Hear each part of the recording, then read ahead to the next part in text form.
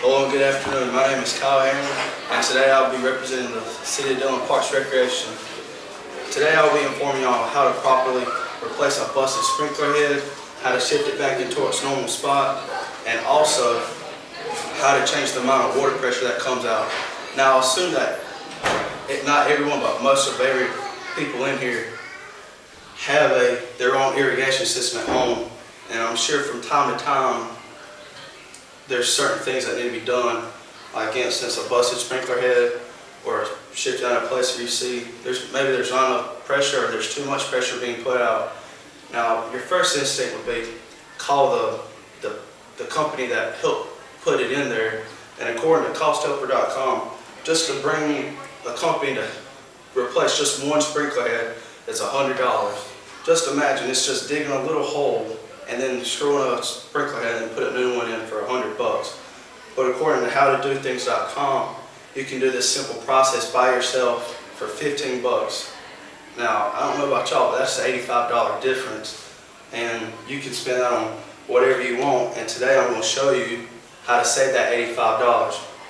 First off, what usually causes a sprinkler head to bust is whenever over time, especially during the winter, dirt and sand builds up in the sprinkler, and whenever it's come to time to start watering the grass again, you cut the sprinkler on, and after the cycle's done, what actually happens is the dirt and sand gets caught up in the actual contraption right here and causes it not to go all the way down. Now, it can be like this or just barely where you can hardly recognize it. And when you're cutting the grass, you actually run over this head and then it just pops it under there. So the general thing to fix it is, well, you're going to have to replace it. So you can go to a local hardware store or anywhere to pick up the sprinkler that you need.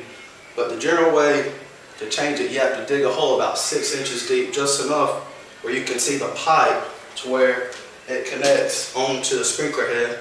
You have to dig that, and you have to be really careful on this though, because if you dig too much, you want to wind up busting the pipe, and then you'll just have a whole other debacle on your hand that you probably can't fix yourself, and then you'll have to spend a whole lot of money to fix.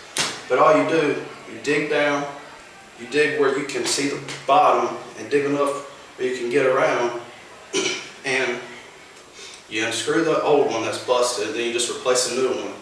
Now here comes the fun part. It's actually putting the stuff back in, which is the hard part.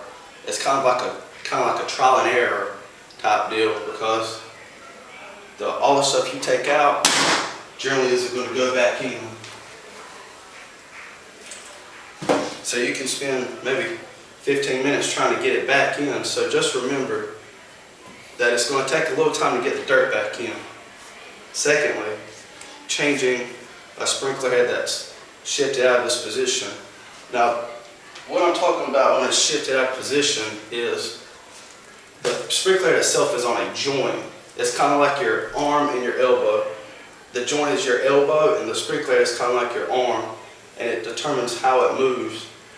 And what's usually cause of a sprinkler head moving out of its position is over time, the dirt, this grass kind of just builds up itself, and the sprinkler head, whenever it tries to come up, it doesn't come up all the way. So whenever that happens, it's whenever you cut the sprinkler system on, it does, of course, it's going to come up all the way, but it's not facing up out of the ground. And what actually happens is when the water shoots around in a cycle, it actually kind of erodes the grass, and it just forms a big old hole around the sprinkler head. And you can tell when this starts to happen, because whenever you cut the sprinkler system on, you kind of notice, well, there's not one sprinkler that's kind of showing. And then also when the sprinkler, when the grass around it starts to erode, you kind of have a problem. Well, just like the first part, this is a very simple process to fix yourself. What you do, you have to dig around until you find the joint that the sprinkler head is on, which may take a little bit longer because this is actually not actually on the pipe itself. It could be to the right or to the left. It all depends the way the company put the sprinkler system in. And what you have to do, you just have to keep, it's usually within 2 or 3, maybe a foot to the right or to the left, and you just have to keep digging to see until you can find it. But all you do is once you find the joint, all you have to do is swing it up. You have to swing it up until back in its normal position, usually about 3 inches below the grass. And that's generally how you should change a shifted sprinkler head.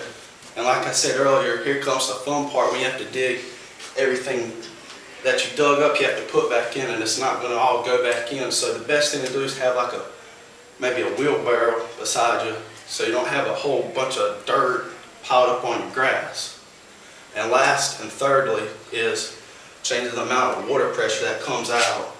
Usually around in a general household, according to irrigationtutorials.com, a normal household sprinkler system needs about between 20 to 30 psi changing to spit out the water pressure.